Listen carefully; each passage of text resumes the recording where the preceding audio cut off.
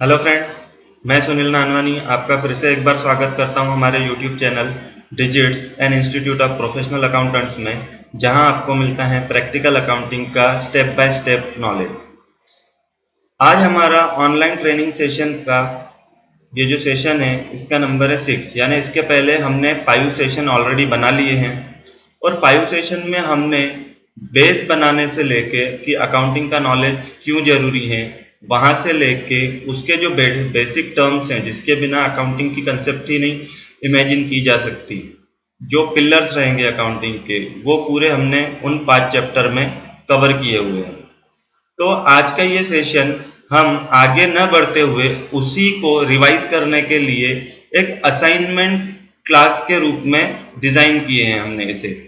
तो इसमें आपको टोटल रिवीजन हो जाएगा कि आपने जो 5 सेशन में पढ़े थे, समझे थे और हमने जो बताने की कोशिश किए थे उसमें से आपको अगर कुछ कंफ्यूजन होगा तो यहाँ एग्जाम्पल के द्वारा वो पूरा क्लियर हो जाएगा आपको। तो आइए दोस्तों शुरू करते हैं कि in this session you will be able to understand assignment on classification of important terms, कि बिजनेस में अगर कोई ट्रांजैक्शन हो रहा है तो उसमें कुछ टर्म, कोई चीज, कोई इंसान उसमें इन्वॉल्व रहेगा तब वो ट्रांजैक्शन हो रहा है, जिससे वो फाइनेंशियल पोजीशन ऑफ 2 और मोर पर्सन गेट चेंज, कि वो बदल रही है फाइनेंशियल पोजीशन। तो यहाँ आपको जजमेंट लेना पड़ेगा कि मैं अकाउंटिंग का कौन सा स्टैंडर्ड, कौन सा रूल यहाँ पे अप्लाई करूं, और उसके लिए पहले आपको ये क्लियर होना चाहिए कि ये जो कोई पर्टिकुलर एक्सपेंसेस या इनकम या जो भी आप ट्रांजैक्शन कर रहे हो वो किसके हेड के अंदर आएगा। See classify the following items as assets, liability, revenue expense, capital expense, revenue income, capital income, loss and investment. देखिए, अगर आपने हमारे पुराने सेशन नहीं देखा है तो आपको शायद कंफ्यूजन रह सकता है इन नामों में कि किसको क्या बोलते हैं। हमने हमारे पुराने सेशंस में इसकी पूरी डिटेल जानकारी दी हुई है, फिर भी अभी मैं एक शॉर्टकट में बता देता हूँ कि एसेट वो चीज है कि जिसकी कोई मार्केट वैल्यू रहती है, जिसको बेचने पे कुछ बेनिफिट बिजनेस ओनर को मिलेगा या बिजनेस को मिलेगा, या तो बेचने से या उसकी बिजनेस में होने से कुछ ना कुछ इनकम जनरेट होंगी, या कोई राइट टू रिसीव भी है वो भी एसेट में आएगा। लाइबिलिटी का मतलब है उस इसमें वो पॉइंट आएंगे, वो चीजें आएंगी कि जो हमको हमारे बिजनेस को किसी और को देना है, वो देना है मतलब इसमें जो ओनर ने कैपिटल डाली हुई है बिजनेस में, बिजनेस को स्टार्ट करने के लिए, वो भी लाइबिलिटी में आती है। रेवेन्यू एक्सपेंसेस, रेवेन्यू एक्सपेंसेस वो टाइप के एक्सपेंस रहेंगे जो रिकरिंग इन नेचर रहेंगे, यानी कंटिन्यूअसली अपने को वो चीज करते रहना पड़ेगा बिजनेस को मेंटेन करने के लिए। प्लस रेवेन्यू एक्सपेंस करने से किसी भी टाइप की एसेट क्रिएट नहीं होगी। कैपिटल एक्सपेंस, कैपिटल एक्सपेंस वो एक्सपेंस है जो रिकरिंग इन नेचर नहीं रहेंगे, कि किसी एक हो सकता है कि 1 साल में एक बार हो, 6 महीने में एक बार हो, और ये करने से कोई ना कोई एसेट क्रिएट होंगी बिजनेस के लिए।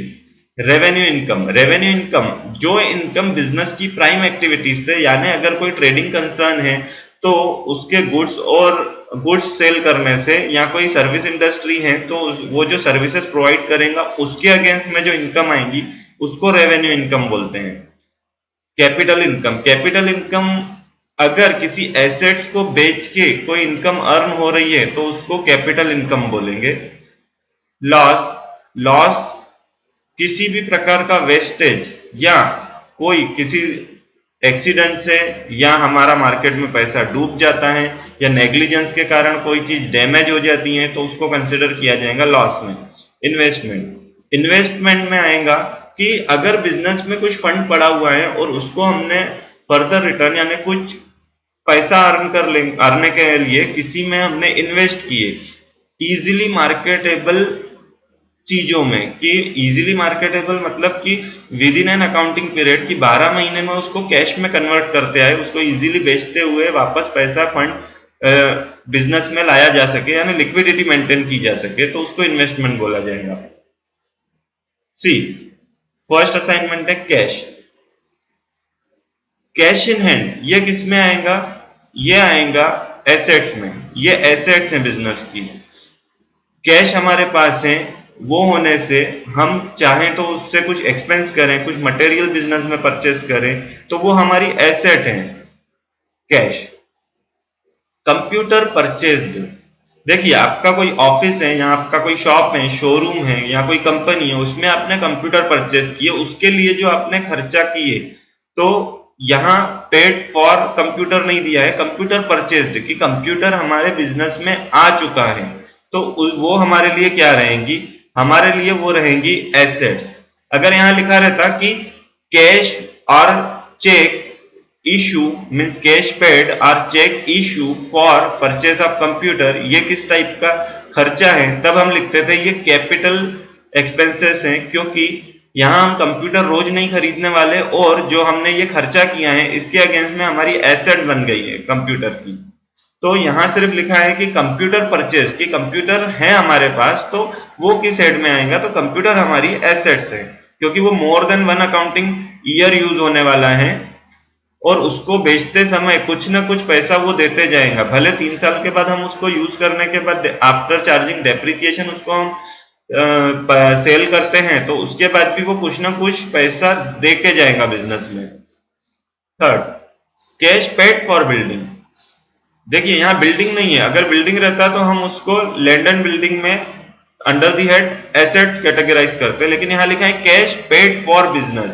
या सॉरी बिल्डिंग, यानी बिल्डिंग परचेस करने के लिए अगर हम कैश देते हैं तो उसकी एंट्री पेमेंट वाउचर से होंगी, तो वो पेमेंट किस टाइप का है, तो वो रहेगा कैपिटल एक्सपेंस। कैपिटल एक्सपेंस वही एक्सपेंस रहेगा जो बार बार नहीं होगा या तो जो करने से कोई एसेट क्रिएट होगी, तो यहाँ बिल्डिंग के लिए कैश देने का मतलब है कि वो बिल्डिंग पे हमारा राइट हो जाएगा, वो हमारे नाम पे हो जाएंगी, तो वो एक एसेट क्रिएट हो रही, चाहे तो हम इसको सालों साल वापरें या हो सकता है कि आने वाले दिनों में बेच दें, तो वो बिजनेस की एसेट्स रहेंगी। वेजेस पेड, वेजेस पेड, देखिए आपका अगर कोई मैन्युफैक्चरिंग यूनिट है, वहां आपने लेबर रखे हो, स्किल्ड, अनस्किल्ड, सेमी स्किल्ड, और उनको आप वेजेस पेड करते हो, या कोई आप शॉपकीपर हो, वहां पे आपने कोई क्लीनिंग करने के लिए किसी को रखा हुआ है और उसको आप वेजेस पेड करते हो, या आपने कोई लोडिंग अनलोडिंग के लिए भी वेजेस चार्जेस दिए हो, तो वो क्या टाइप का खर्चा रहेगा, वो रहेगा रेवेन्यू एक्सपेंसेस। क्यों, तो वो होते रहेगा, प्लस इससे कोई एसेट क्रिएट नहीं हो रही, कि अगर हम किसी को वेजेस दे देते हैं तो वो पर्टिकुलर उसी पीरियड के लिए हमारे पास काम करेगा, कि ऐसा नहीं है कि इसका कैरी फॉरवर्ड किया जाएगा कि हमने किसी को 1 महीने तक वेजेस दिया तो वो हमारे पास 2 महीने तक काम करेगा, नहीं, उसको हमने जितने काम के लिए वेजेस दिया उतना करेगा, देन अगर वो फिर से काम करेगा तो वो फिर से उसको हमको वेजेस देना पड़ेगा, तो कोई बेनिफिट है यहाँ पे क्रिएट नहीं हो जा रहा हमेशा के लिए, कोई एसेट क्रिएट नहीं हो रही। फिर लोन टेकन, देखिए लोन टेकन, हमको बिजनेस में फंड की जरूरत पड़ी, हमने अपने फ्रेंड से या किसी व्यापारी से या इवन बैंक से लोन लिया, वो कैश का या बैंक में फंड का इनफ्लो हो गया, तो वो हमारी इनकम नहीं मानी जाएंगी, वो लोन एंड एडवांसेस में हमको खड़ा रखना पड़ेगा, उसको पेड करना पड़ेगा, क्योंकि वो हमारा ऑब्लिगेशन टू पे हो जाएगा। तो ये जो हमने लोन लिया है वो हमको देना पड़ेगा, इट मींस कि वो लाइबिलिटी है बिजनेस की, वो एसेट नहीं है, वो लाइबिलिटी है, भले कैश इन हैंड में वो जाके प्लस हो गया है एसेट साइड में, लेकिन वो आया कहां से, तो हमने एक लोन लिया कहीं से, तो वो लोन हो सकता है कि हैंड लोन हो, छोटा मोटा लोन हो, किसी रिलेटिव से लिया गया हो, भले रिलेटिव से भी है तो भी वो लोन टेकन है और बिजनेस के लिए वो लाइबिलिटी रहेगा, क्योंकि उसे वो लौटाना है। 6, फर्नीचर सोल्ड, हमारे बिजनेस में फर्नीचर पड़ा था जो हमारी एसेट थी, उसको हमने सोल्ड किए।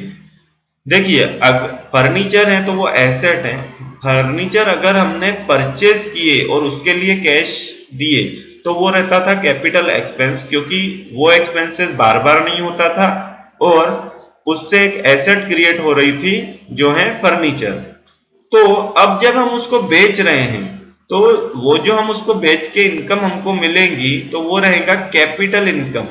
कि जो फंड आया वो कैपिटल इनकम अगेंस्ट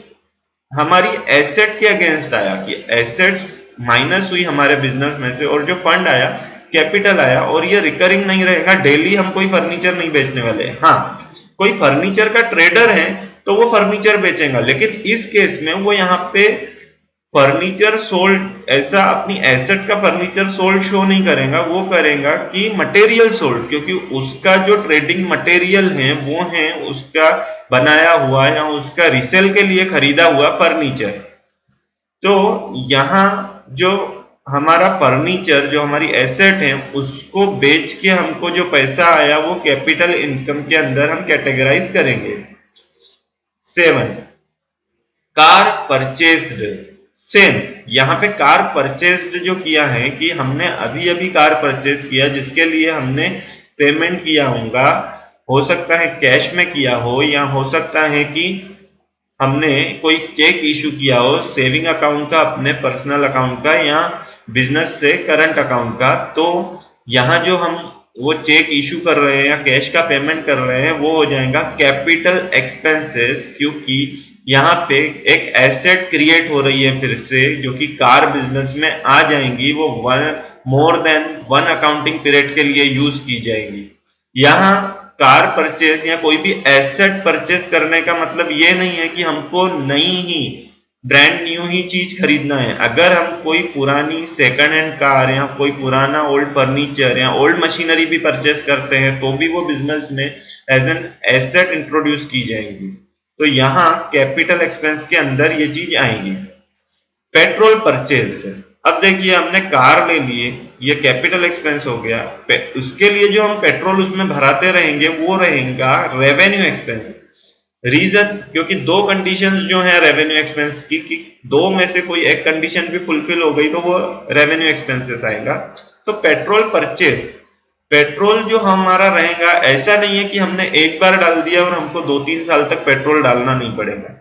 हमको पेट्रोल हो सकता है डेली बेस पे डालना पड़े एज पर अवर यूज, कि हमारा यूज कितना है, या अगर हमारा यूज कम भी है तो भी हमको हफ्ते में 1 बार 2 बार वो डालते रहना पड़ेगा पेट्रोल। और जो हम पेट्रोल पे एक्सपेंसेस कर रहे हैं उससे हमारी जो कार है उसमें कोई उसकी वैल्यू बढ़ते नहीं जा रही, कोई उसमें अपग्रेड नहीं हो रही वो कार। तो यहाँ पे कोई एसेट पे इफेक्ट नहीं पड़ रहा कि कार की वैल्यू अगर 5 लाख रुपए थी तो वो 10 लाख का पेट्रोल अगर हम उसको आने वाले 4-5 सालों में डाल दे रहे तो भी कार की कीमत 5 लाख ही रहेगी,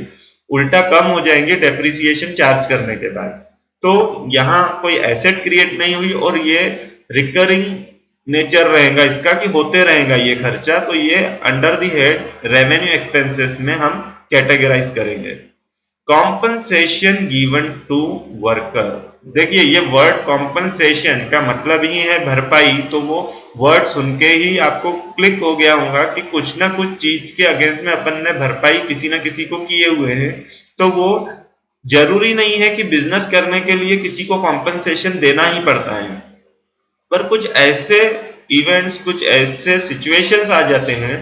कि जो जहां हमारा कुछ नुकसान हो जाता है और उसकी भरपाई हमको करना पड़ेगा, या किसी का नुकसान, किसी को तकलीफ हो गई हमारे तरफ से, तो उसके लिए भी जो हम पेमेंट उसको करेंगे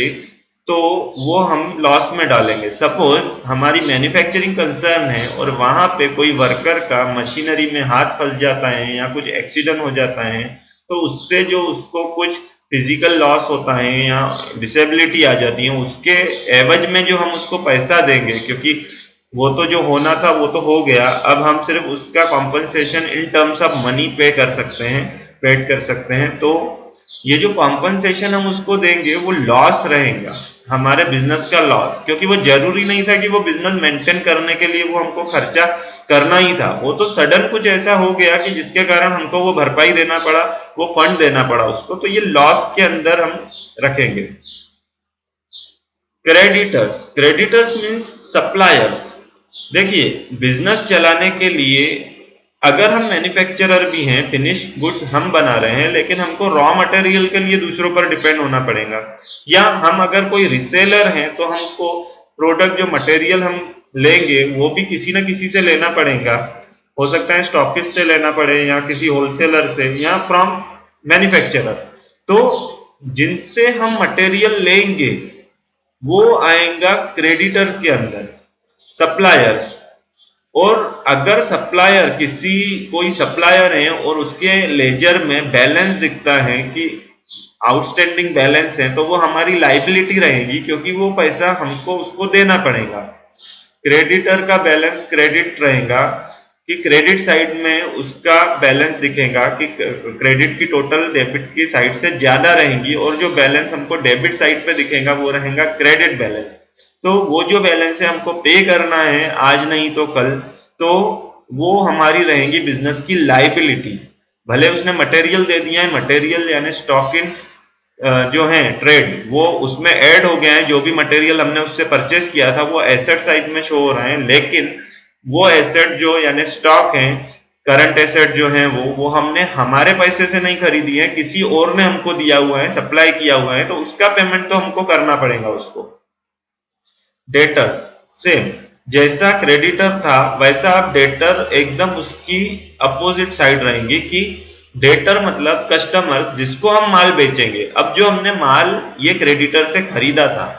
वो ऐसा दुकान में सजाने के लिए नहीं रखा था कि भैया मेरा बहुत बड़ा दुकान है, उसमें ये जो शेल्फ है खाली नहीं दिख रहे, मेरे को मजा नहीं आ रहा, तो मैं माल खरीद के रखता, मस्त डिजाइन से सजा के रखूंगा। ऐसी तो बात नहीं है। माल जो हमने खरीदे हैं या तो ऑर्डर के अगेंस्ट में क्रेडिटर से खरीदे हैं, या मेरे पास कस्टमर आएंगे तो मैं उसको बेचूंगा, तो वो कस्टमर वापस ना जाए, मैं उससे कुछ ना कुछ कमाऊं, इसके लिए मैंने वो मटेरियल खरीदा हुआ है। तो यहां वो जो माल हमने बेचा उधारी में अगर, तो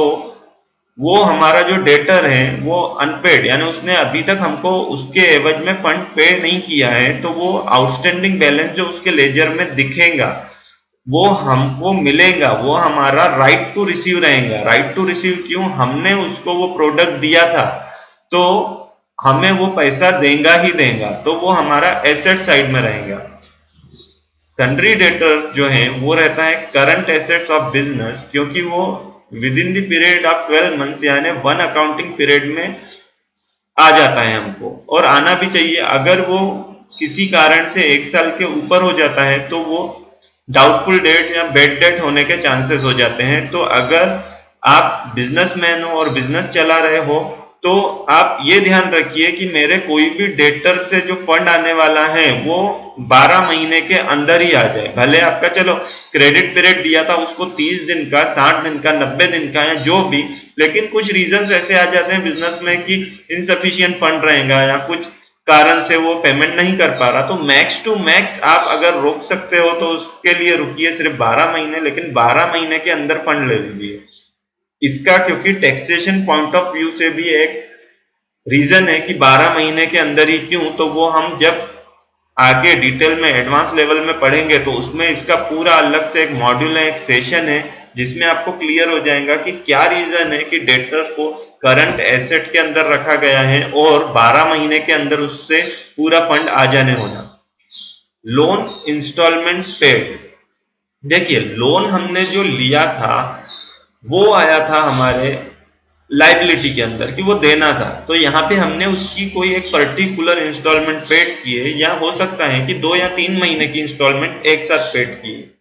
तो वो रहेगा हमारा कैपिटल एक्सपेंस।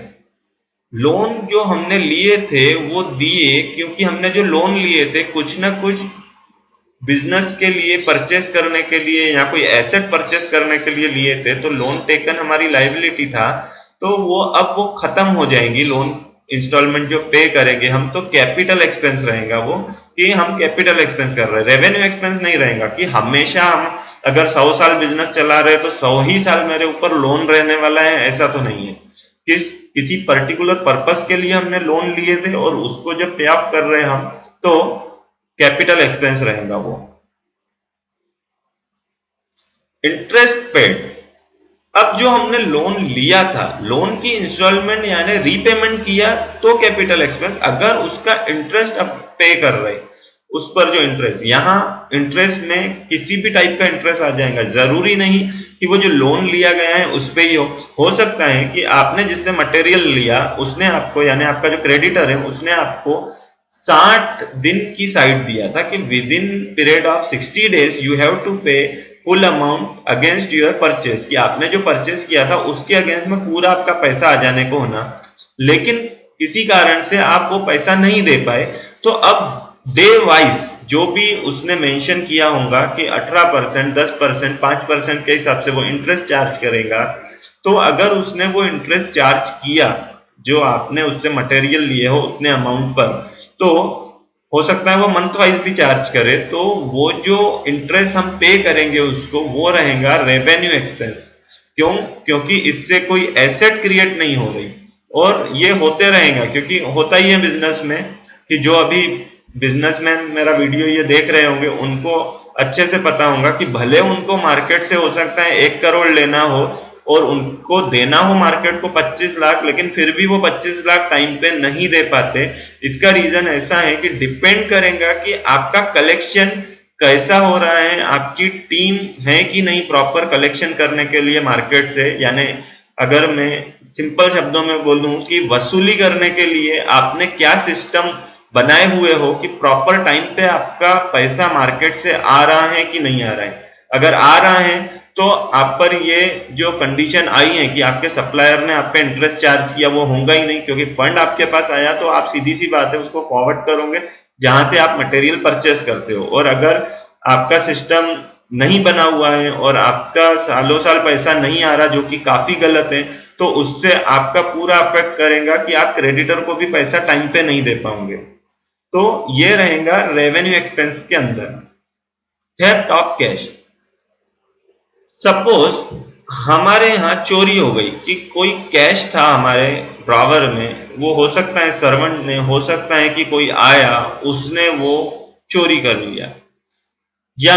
हमारा शॉप बंद है और रात को अगर चोरी हो गई कैश की, तो वो हमारा बिजनेस का लॉस रहेगा। यहाँ थेफ्ट ऑफ मटेरियल भी रहता है तो भी वो बिजनेस का लॉस रहेगा कि वो चले गया बिजनेस से। यानी ऐसा नहीं था कि थेफ्ट चोरी होना जरूरी था, चोरी हो गया मतलब उसका पूरा वैल्यू जीरो हो गया। हाँ, अभी मैं पुलिस कंप्लेंट करूंगा, कुछ भी करूंगा, हो सकता है आगे वो मिल जाए, लेकिन एट प्रेजेंट मैं उसको कंसिडर कर दूंगा कि मेरे बिजनेस का तो लॉस हो गया। Carriage expenses paid on new machinery. हाँ, देखिए ये तो वैसे हमारा जो एसेट्स का है कि फिक्स एसेट परचेस और सेल, और उस पर प्रॉफिट एंड लॉस जो बुक करते हैं उसका क्या फंडा रहेगा, उसको बिजनेस में अप्लाई कैसा करना है, उसका हमारा नेक्स्ट 2-4 सेशन के बाद ही सेशन है। तो यहाँ आपको ये नोट करना है कि कोई भी एसेट अगर हम परचेस करते हैं तो उसमें उसको परचेस करने के लिए, पूरा अपने नाम पे करने के लिए, या हमारे गोडाउन तक लाने के लिए, हमारे फैक्ट्री में लाने के लिए, हमारे शोरूम में लाने के लिए जो भी खर्चा किया जाएगा वो खर्चा ऐड कर लिया जाएगा वो एसेट की कॉस्ट में। तो यहाँ पे carriage expenses paid on new machinery, तो वो रहेगा capital expenses. Suppose new machinery हमने खरीदे 1 लाख रुपए की, तो मशीनरी की कॉस्ट हो गई 1 लाख रुपए। अब वो मशीनरी इतनी भारी है जिसको हमको ट्रक में लेके आना है काफी दूरी से, या हो सकता है आउट ऑफ सिटी से, तो उसको लाने के लिए जो हम ट्रांसपोर्टेशन कॉस्ट देंगे, उसकी ट्रांसपोर्टेशन कॉस्ट आई समझो 12,000 रुपए। तो हम मशीनरी की कॉस्ट में ये ट्रांसपोर्टेशन कॉस्ट को ऐड कर देंगे कि मेरे को मशीनरी जो पड़ी वो पड़ी 1 लाख रुपए प्लस 12,000 जो मैंने उसका ट्रांसपोर्टेशन दिया, 1,12,000। अब वो मशीनरी ट्रांसपोर्ट से आपके शोरूम तक आ गई। अब उसको जो है प्रॉपर इंस्टॉल करने के लिए भी अगर आप पैसा देते हो, कि उसको इंस्टॉल करने के लिए कि समझो आपको जो मशीनरी आई है वो स्पेयर पार्ट्स अलग अलग आए हुए हैं, क्योंकि उसको अगर इंस्टॉल करके लाएंगे तो पॉसिबल ही नहीं रहेगा ट्रक में कैरी करना। तो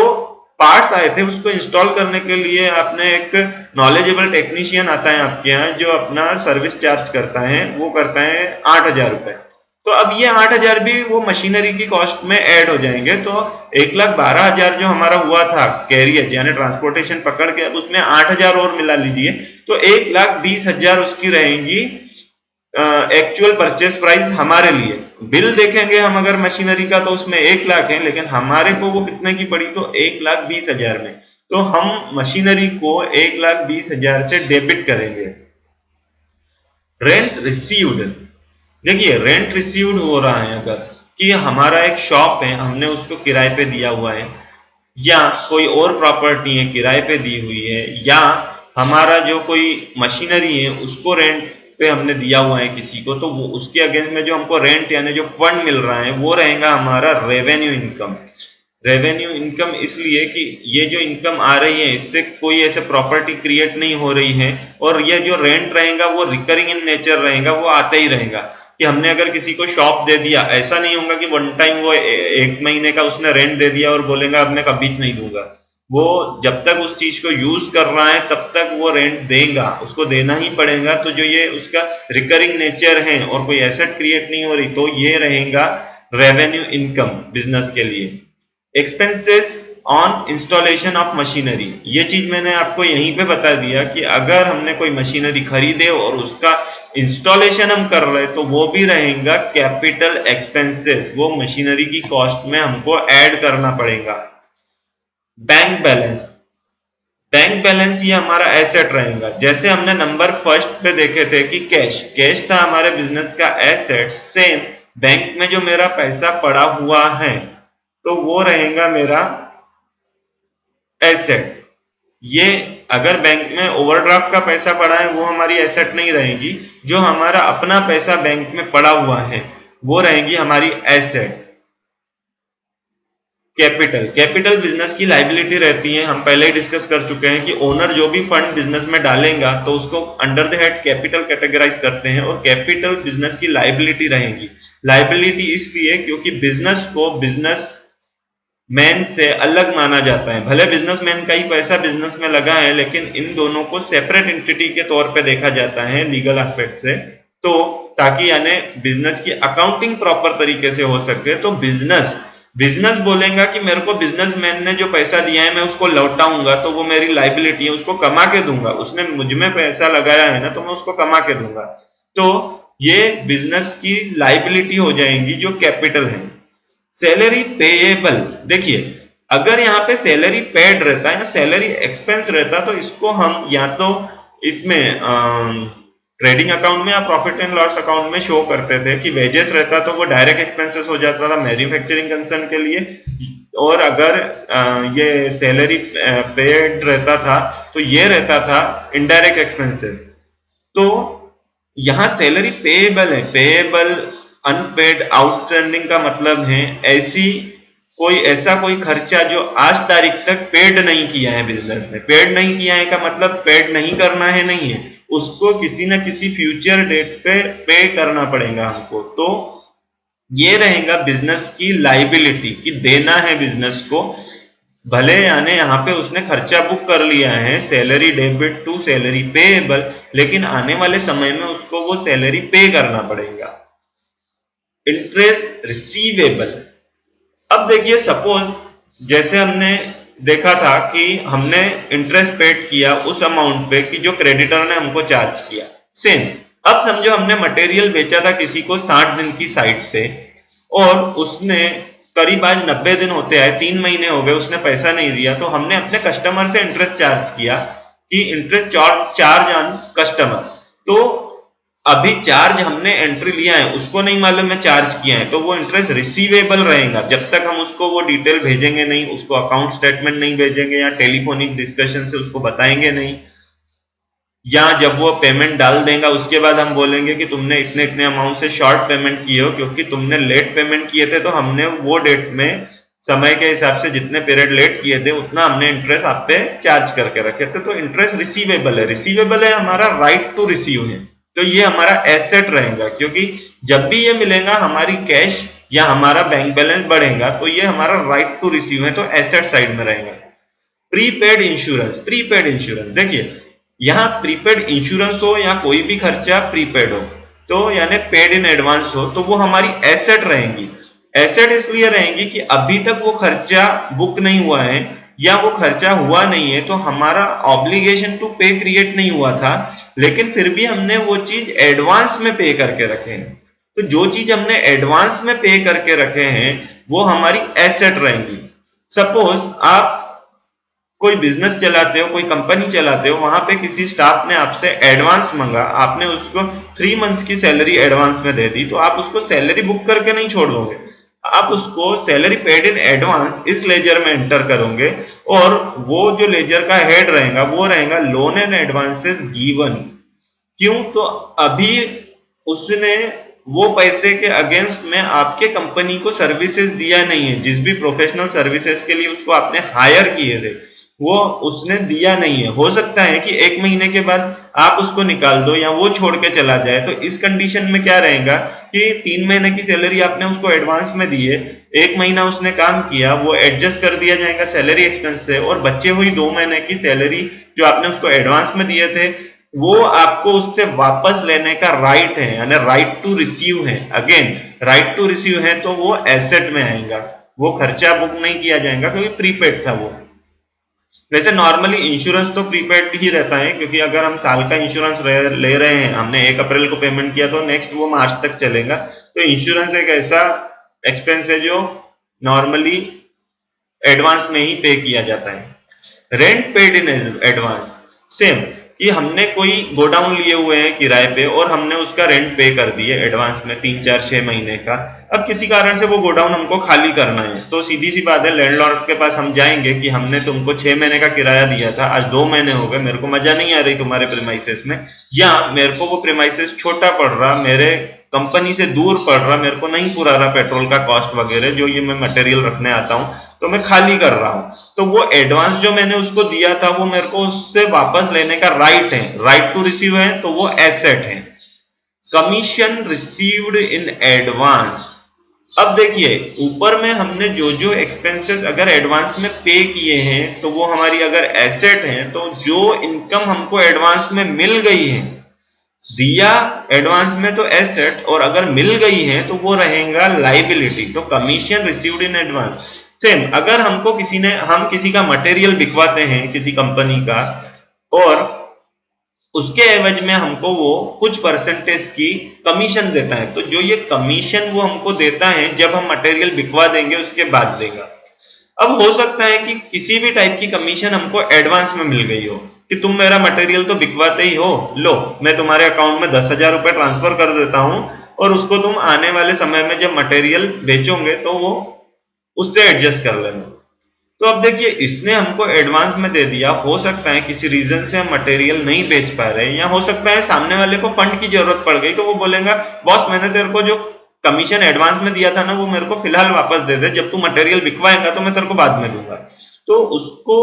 हमको देना ही पड़ेगा, ऑब्लिगेशन टू पे रहेगा, क्योंकि जो कमीशन हमको रिसीव्ड हुई थी, रिसीव्ड मींस मिल चुकी थी इन एडवांस, उसके एवज में हमने अभी तक कोई उसको सर्विस नहीं दिए हैं, यानी जो वो माल बिकवाना था वो बिकवाए नहीं है, तो वो हमारी लाइबिलिटी रहेगी जब तक हम उसके अगेंस्ट में मटेरियल बेच नहीं देते। अगर हमको मटेरियल बेच लिए हमने तो वो हम कमीशन रिसीव्ड में रखेंगे, इन एडवांस में नहीं रखेंगे, वो एक एडजस्टमेंट एंट्री से हम उसको पलटा देंगे और वो हमारी बिजनेस की इनकम हो जाएंगी।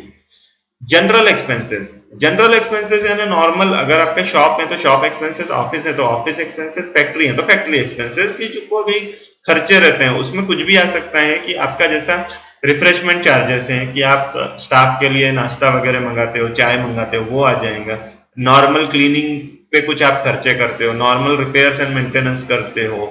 या इवन आपका जो ये है जैसा कोई कंप्यूटर में कुछ एकदम हल्का सा खर्चा है, अगर ज्यादा खर्चा है तो आप उसको कंप्यूटर रिपेयर्स एंड मेंटेनेंस में डालोगे, अगर एकदम नॉर्मल सा खर्चा है 5 10 15 रुपए का कोई सेल वगैरह डालना है तो उसको आप जनरल एक्सपेंसेस में डाल सकते हो। आप जो पूजा करते होंगे ऑफिस में, शॉप में वर्शिप करते होंगे, उसके लिए जो आप पूजा सामग्री मंगाते होंगे तो उसके लिए जो आपने खर्चा किए, गार्लैंड के लिए जो खर्चा किए, हार मंगाने के लिए, अगरबत्ती के लिए, तो वो आप जनरल एक्सपेंसेस में डाल सकते हो। इसको चाहे तो नाम अदर मिसलेनियस एक्सपेंसेस दे सकते हो या शॉप एक्सपेंस, ऑफिस एक्सपेंसेस, कुछ भी दे सकते हो, उससे कोई दिक्कत नहीं है। रेवेन्यू एक्सपेंस तो वो रहेगा रेवेन्यू एक्सपेंस, क्योंकि वो होते ही रहेगा। अगर आप स्टाफ को चाय नाश्ता कराते हो तो वो आप डेली बेसिस पे ही कराते होंगे, आप अगर पूजा कर रहे हो वो भी डेली करोगे, और आप अगर कोई नॉर्मली कुछ खर्चे करते हो बिजनेस को मेंटेन करने के लिए तो वो भी डेली बेसिस पे ही रहेंगे, तो वो रेवेन्यू एक्सपेंस रहेगा क्योंकि वो रिकरिंग इन नेचर है, प्लस उससे कोई एसेट क्रिएट नहीं हो रही है, तो ये रिकरिंग एक्सपेंस रहेगा, तो रेवेन्यू एक्सपेंस रहेगा।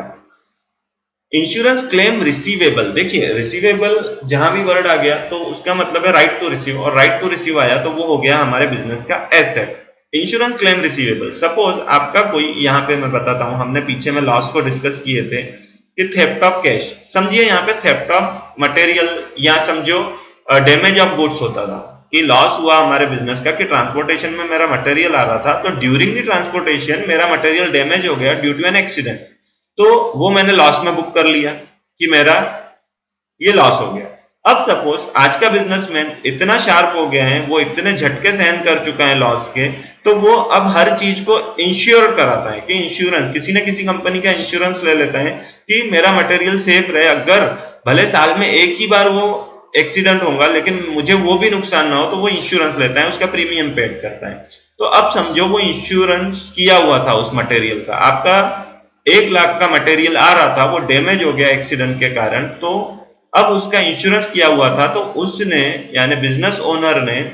इंश्योरेंस क्लेम सबमिट किया था और वो पास हो गया। अब वो जो क्लेम रिसीव होने वाला है, रिसीवेबल मिला नहीं है, क्लेम पास हो गया है। अब जो भी इंश्योरेंस कंपनी की कुछ इंटरनल प्रोसीजर होंगी या कुछ वेरिफिकेशन बाकी होगा, आफ्टर दैट वो जो क्लेम हमको मिलेगा, अमाउंट तो उन्होंने डिस्क्लोज कर दिए होंगे कि हाँ आपका 1 लाख का मटेरियल हुआ था, लेकिन कंपनी के नॉर्म्स के हिसाब से या जो हमने वेरिफिकेशन की है उसके हिसाब से वो मटेरियल के अगेंस्ट में हम आपको 50,000, 60,000 या जो भी अमाउंट 70,000 हम आपको देंगे, तो ये आपको हम देंगे। तो यहाँ हम एंट्री ले लेंगे उस कम्युनिकेशन के बेस पे जो रिटर्न में रहेगा कि insurance claim receivable for ₹60,000 against material damaged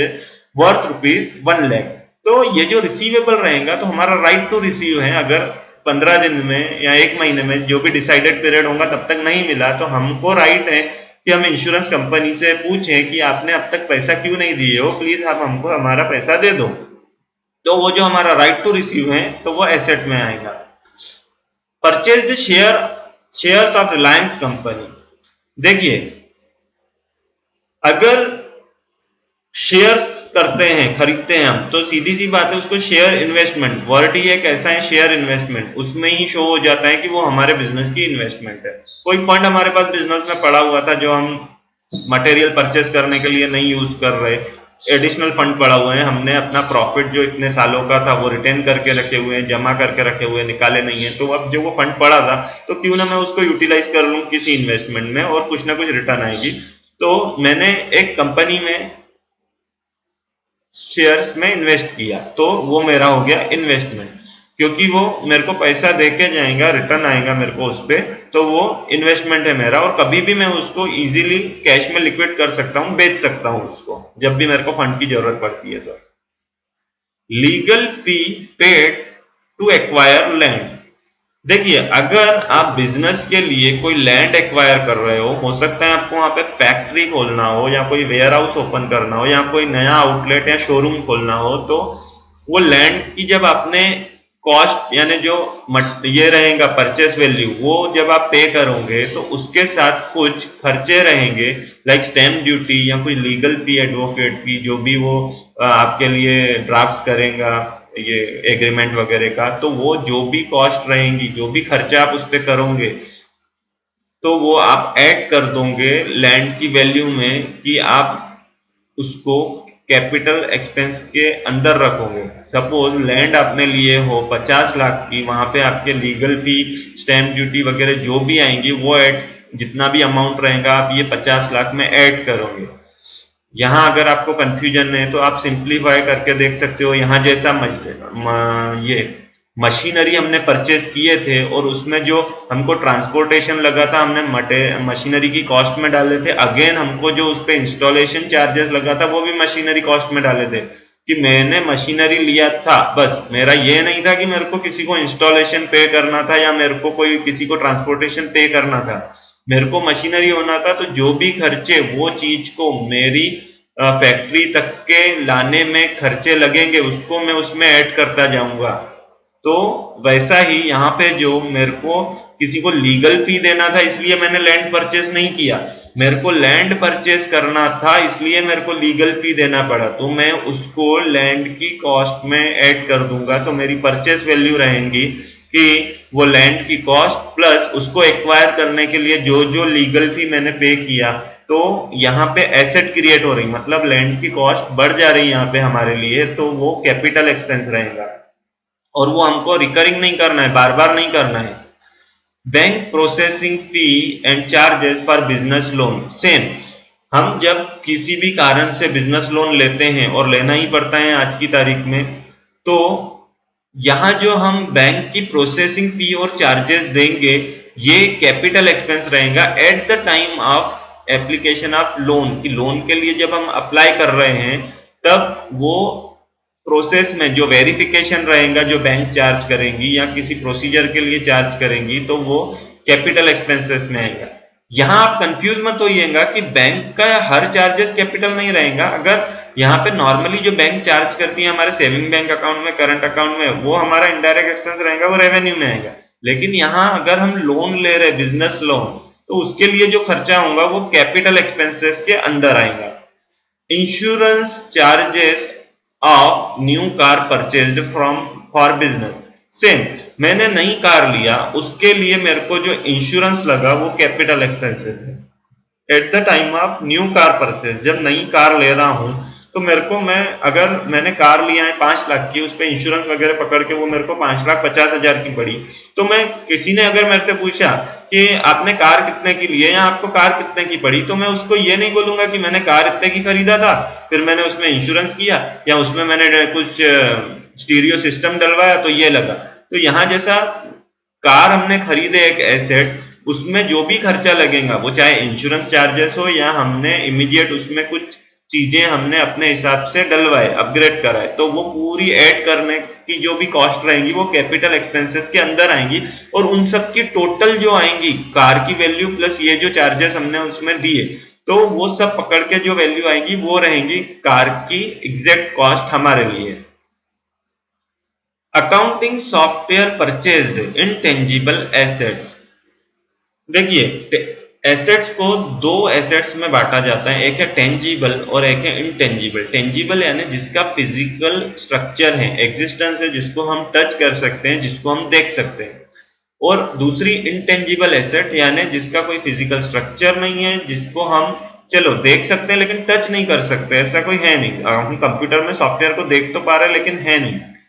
तो अकाउंटिंग सॉफ्टवेयर जो है वो है इंटेंजिबल एसेट। यहाँ पे जो हम कॉपीराइट लेते हैं बिजनेस के लिए, ट्रेडमार्क्स लेते हैं, ये जो भी रहते हैं लीगल पेटेंट राइट, तो ये इंटेंजिबल एसेट ऑफ बिजनेस रहती है। एसेट इसलिए कि वो चीज कोई दूसरा ट्रेडर यूज नहीं कर सकता, उस पर सोल आपका अधिकार रहेगा कि आप ही यूज करोगे, तो वो एसेट है आपके लिए। उसके लिए आपको पेमेंट भी करना पड़ता है और वो आप more than 1 accounting year use करते हो, जितने भी पीरियड के लिए आपने वो लिए हुए हो।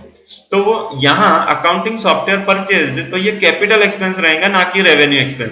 एक तो वो आपके लिए इंटेंजिबल एसेट बन गई कि आपको यूज करने के अधिकारी हो गए आप, और सेकंड आप रोज थोड़ी ना सवेरे जाओगे दुकान पे, रोज थोड़ी ना अकाउंटिंग सॉफ्टवेयर परचेज कर रहे हैं, वन टाइम कर रहे हैं। हो सकता है उसमें फिर उसका रिन्यूअल रहे या उसका अपग्रेडेशन आप चार्जेस दो, तो यहाँ ये कैपिटल एक्सपेंस रहेगा। Renewal charges paid for accounting software, देखिए अब आपने अकाउंटिंग सॉफ्टवेयर सपोज परचेज किए 25,000 50,000, या हो सकता है आपने अपना पर्सनलाइज सॉफ्टवेयर बनवाया हो अपनी रिक्वायरमेंट के हिसाब से, तो वो लाखों में भी गया हो। तो वो जो जब आपने खरीदे तब आपका वो हो गया कैपिटल एक्सपेंस, लेकिन यहाँ जब आपको उसको रिन्यूअल चार्जेस देना है, रिन्यूअल चार्जेस देना ही पड़ेगा, क्योंकि जो सॉफ्टवेयर बनाती है कंपनी, डेवलप करती है, उनकी बहुत बड़ी टीम लगी रहती है, तो उनका भी जो एक्सपेंसेस रहता है उनको सैलरी देने का या बाकी चीजें मेंटेन रखने का, तो वो क्या करते हैं, सॉफ्टवेयर एक बार बेच दिए तो वो कुछ चार्ज नहीं करेंगे ऐसा नहीं रहेगा,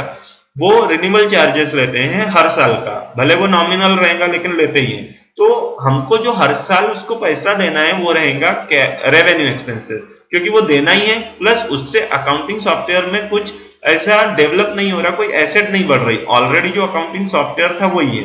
तो यहाँ जो हम उसको पेमेंट देंगे वो रेवेन्यू एक्सपेंस रहेगा।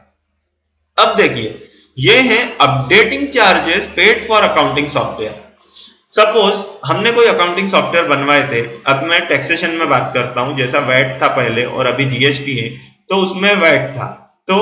वैट था, समझो 5 साल हमने वो सॉफ्टवेयर यूज किए, उसका हर साल हम रिन्यूअल चार्जेस देते थे। जब हमने वो सॉफ्टवेयर खरीदे वैट वाला, तो वो हमारी इंटेंजिबल एसेट थी, जो परचेस किया उसका जो पैसा दिया वो कैपिटल एक्सपेंस हो गया। अब हमने उसका हर साल 5 साल तक रिन्यूअल चार्जेस पे करते रहे, वो हो गया रेवेन्यू एक्सपेंसेस। अब यहां टैक्सेस बदल गए, और अब ये टैक्सेस बदलने के कारण वो सॉफ्टवेयर डेवलपमेंट की जो टीम थी उनको काफी वर्क करना पड़ा। तो अगर वो जो डेवलप करते हैं उसके लिए आपको एक इंफॉर्मेशन देंगे कि अगर आप हमारा जो वैट का सॉफ्टवेयर यूज कर रहे थे वही जीएसटी में आप यूज करना चाहते हो, तो हमारा अपडेट वर्जन आया है और उसके अपडेट वर्जन के चार्जेस इतने इतने रहेंगे।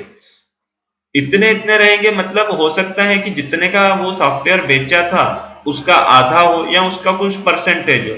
यहां आप जो अपडेटिंग चार्जेस दोगे तो वो रहेगा आपका कैपिटल एक्सपेंस, क्योंकि अब वो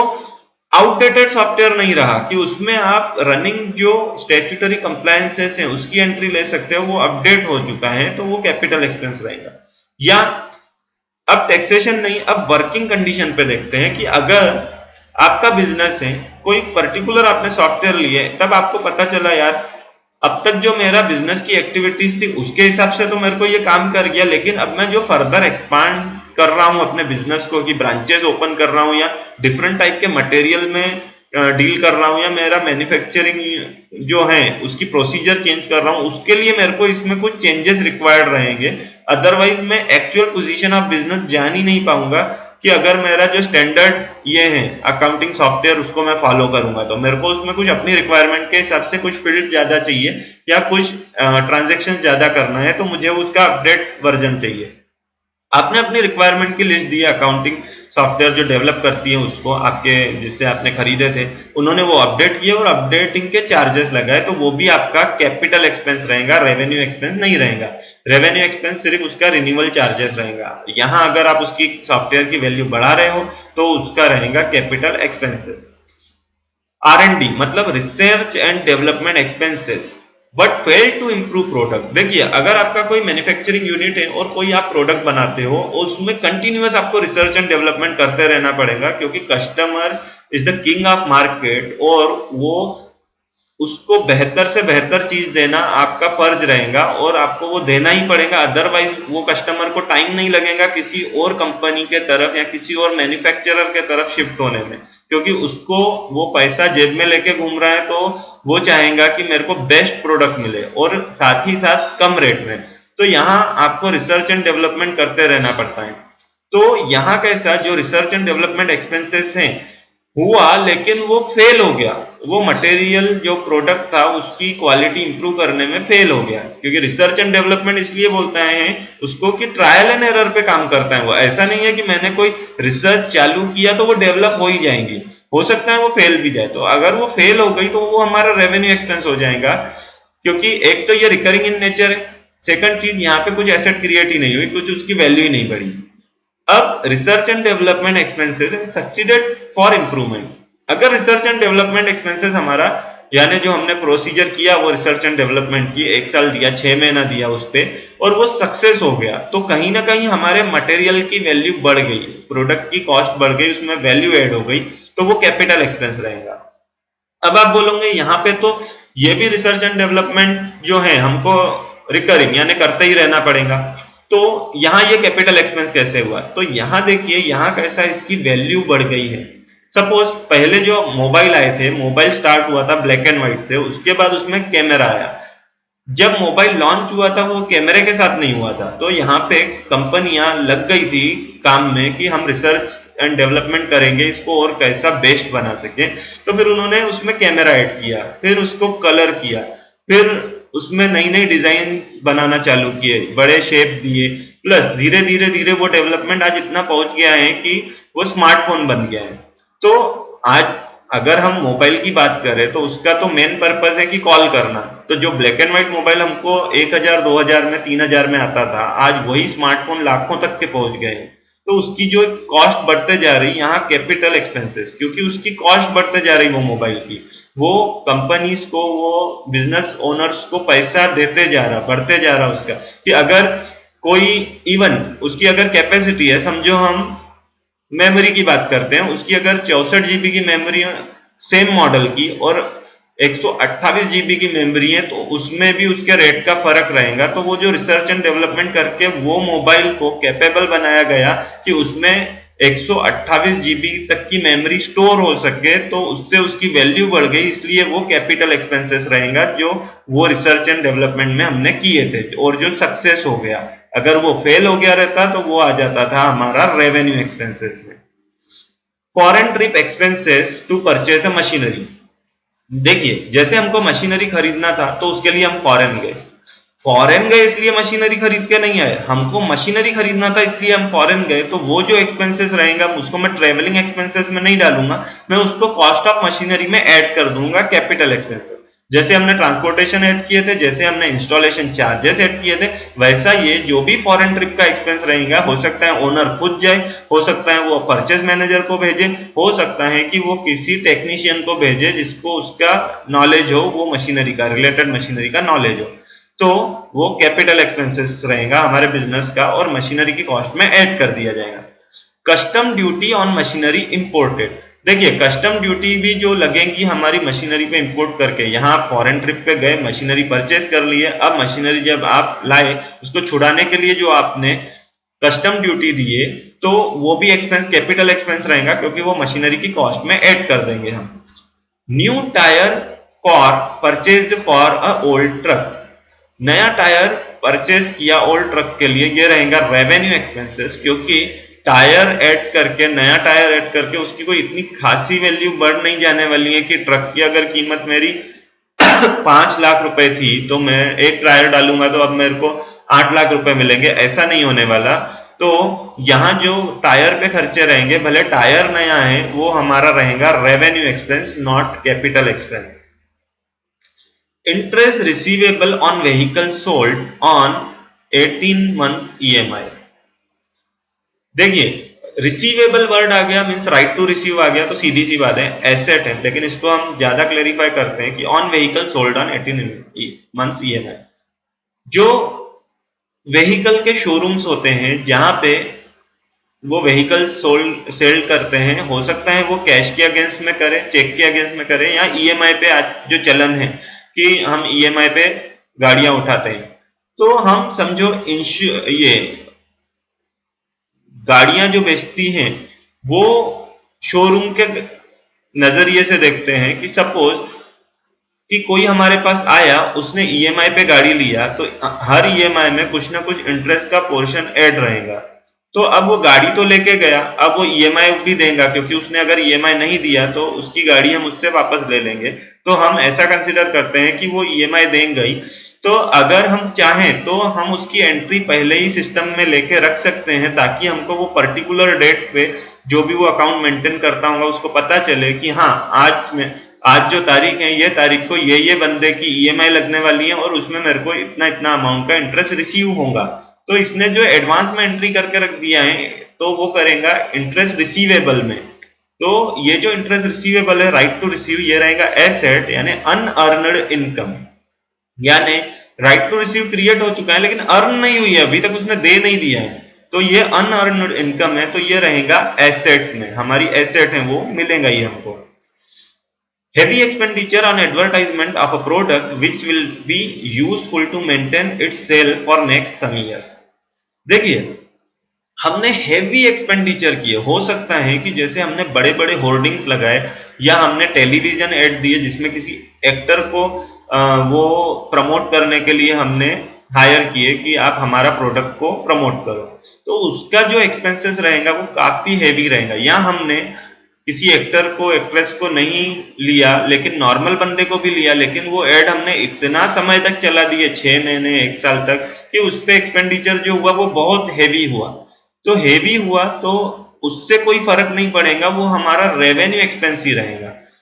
अब आप बोलोगे कि एक बार समझो किसी मटेरियल का ऐड हो गया, आज इतनी कंपनीज हैं जिन्होंने आज से 25-25 साल पहले ऐड किए होंगे और उसके बाद उनको ऐड की जरूरत ही नहीं पड़ी, उनका ब्रांड नेम इतना वर्क कर गया कि आज तारीख तक उनका मटेरियल ग्राहक जाके नाम के साथ लेता कि मेरे को ये कंपनी का ही मटेरियल होना, यही होना।